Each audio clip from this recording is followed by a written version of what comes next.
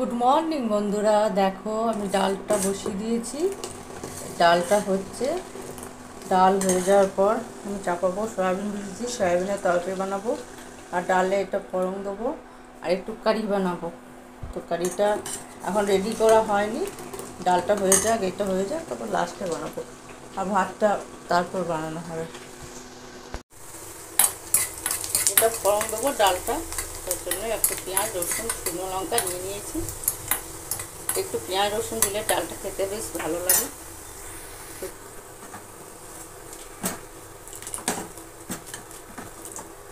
আরে জলজিরা ছিল ওটা কোথায়? হ্যাঁ আরে জলজিরা ছিল ওটা কোথায়? এই জলজিরাটা জলজিরা কি করবি? জলজিরা ইডলিটা দিয়ে দেবো। এটা তো এটা খাওয়া যাবে? হ্যাঁ, না খাওয়ার কি আছে।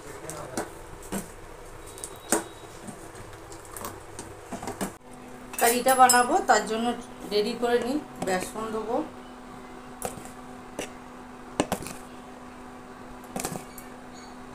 এত গরমের মধ্যে কারিটা খাওয়া খুব ভালো লাগে, আর খেতেও খুব ভালো লাগে।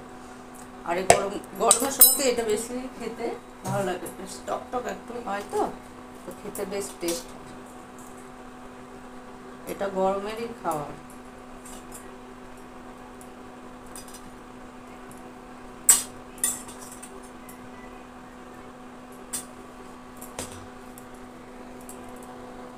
জল নিয়ে এটা গুলে নেবো।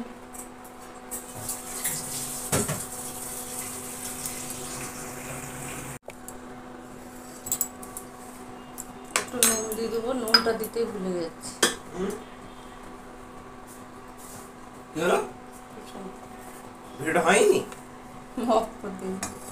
তো এটা ফেটিয়ে নেবো, তারপরে বড়াগুলো ভেজে দই দেবো। বেশি ঝামেলা না, একদম ঝামেলা হয়, মানে এই রান্নাটা একদম সহজ পদ্ধতি। সব থেকে রান্নার যদি কোনো সহজ থাকে তো এই কারি বানানোটা বেশি সহজ।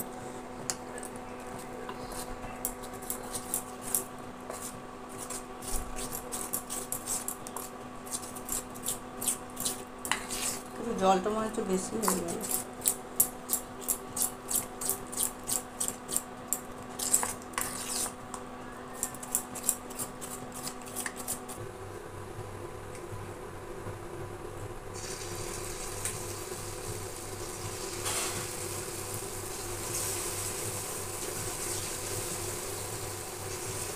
এটা বড়, অনেকটা বড় বড় করে বড়টা করা যায়, কিন্তু আমি খুব বড় বানাই না, খুব ছোটও না, একদম মিডিয়াম সাইজের পকোড়াগুলো ভেজে নিই।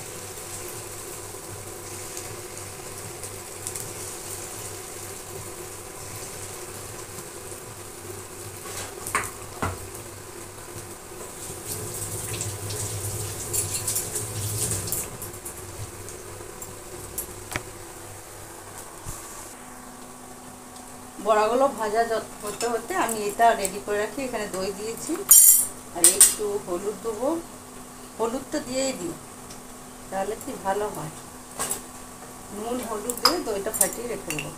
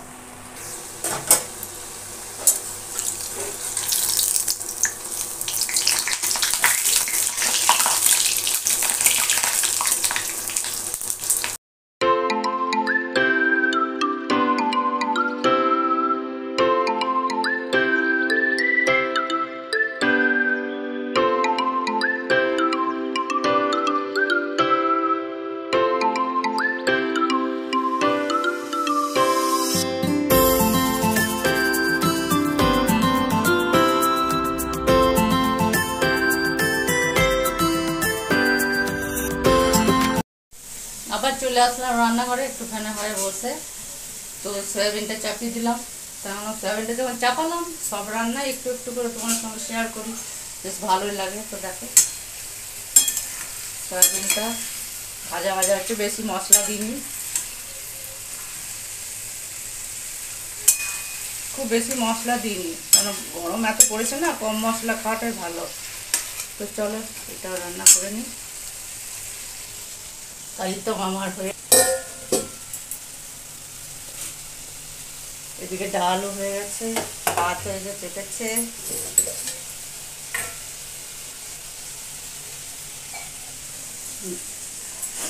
গরম না, রান্নাঘরটা বেশিক্ষণ থাকা যায় না, ওই জন্য সকাল সকাল রান্না সেরে নেওয়াটাই ভালো, কিন্তু হয় না। আমার সকালে টিফিন বানাতে হয়, বাবা অফিস যায়, তার জন্য অল্প স্বল্প রান্না হয়ে যায়, মানে বাকি পুরোটা হয় না। কম সয়াবিনটা ভাজা ভাজা হয়ে গেছে, এতে জল দিয়ে ডাল বানিয়েছি, খুব একটা সয়াবিনটা ঝোল বানাবো না, হালকা ঝোল হয়ে গেছে।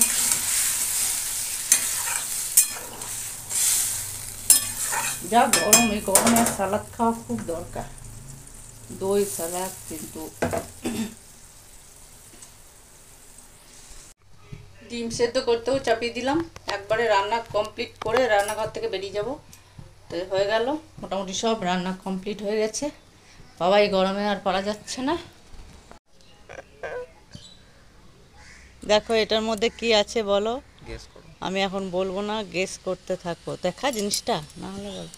এ দেখো ডান্ডা এখানে, আর এটা একটা জিনিস বানানোর জন্য কিনা হয়েছে। তো পুরো খুলে আমি দেখাচ্ছি না, তোমরা গেস করে বলো, একটা জিনিস বানাবো, মানে রান্না করে খাওয়ার। আমরা দেখো দোকানে চলে এসেছি, আমরা কিন্তু কাপড় মানে কিছু যে কোনো কিছু জিনিস কিনলে এখানে চলে আসে, এখানে একটু হোলসেল রেটে পাওয়া যায় আর জিনিসগুলো বেশ ভালো থাকে। তো আমিও নিলাম, চলো তোমাদেরকে বাড়িতে গিয়ে দেখাবো আমি কি কিনলাম।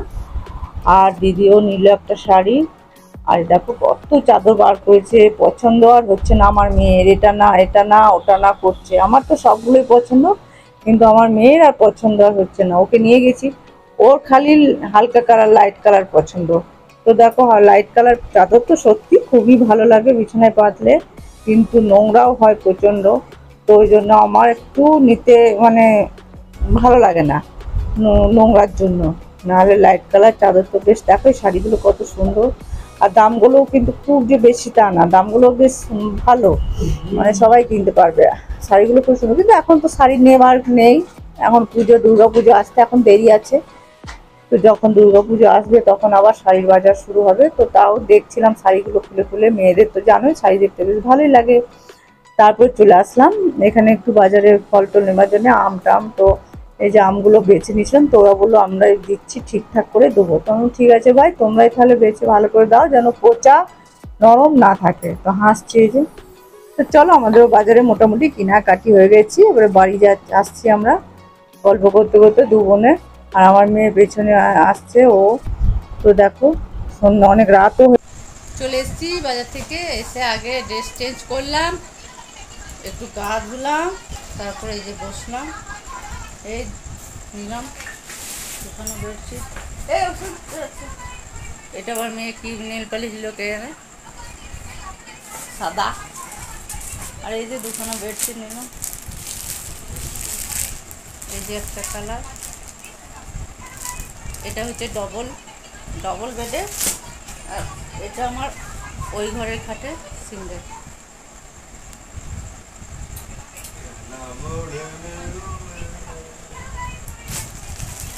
ওখানে কিন্তু ভ্যারাইটিস মানে ইয়ে পাওয়া যায়, বেডশিট পাওয়া যায় ভ্যারাইটিস।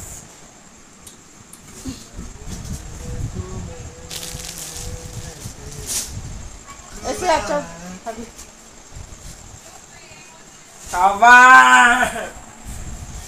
চলো খাওয়া দাওয়ার ব্যবস্থা করি। সবই তো রান্না আছে, একটু ডিম ভাজা করবো, আর তো আম নিয়ে এসেছি, এখন আমের সময় আম ছাড়া চলবে না, এখন আমের সময় আম ছাড়া চলবে না। তখন মনে হবে যেন একটু আম থাকলে বেশ। আমি আমার আম দিয়ে ভাত খাই, অনেকে আবার খাই না, আমার বাড়িতে ছেলেমেয়েরা কেউ বাবা খায় না, আমি আম দিয়ে ভাত খাই বলে আমাকে বলে কি তোমার খাওয়াগুলো অন্য টাইপের। তো চলো এখানে আর বেশি কথা বলছি না, এখানে ভিডিওটা রাখছি। সকাল থেকে রাত অবধি যতটুকু পারলাম ভিডিও করলাম, আবার একটা নতুন ব্লগে দেখা হবে। সঙ্গে থেকো, পাশে থেকো। Tata, bye bye.